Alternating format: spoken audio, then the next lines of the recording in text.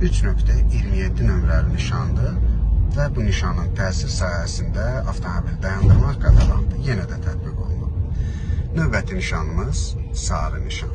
Əsas yol. Baş yol nişandır. 2.1 nömrəli nişandır və bizim baş yolda olduğumuzu bildirir. Növbəti nişan yenə də 3.27 nömrəli nişandır, hansı ki qırmızı haşiyəli X nişanı dayanmanı qadağan eləyir. Və növbəti nişan 4.3 nömrəli nişandır. Qrup nişanı, dairə nişanı.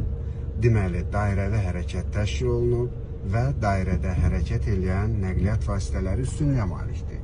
Biz bu dairəyə daxil olarkən, dairədə hərəkət edən nəqliyyat vasitələrinə yol verərək dairəyə daxil olmalıyıq. Lakin sağda dayanmaq qadağandır nişanı olmuş olsa belə gördüyünüz kimi dayanmış nəqliyyat vasitələri var. Və onlar bizim hərəkətimizi düzgün təşkil etməyə imkan vermir.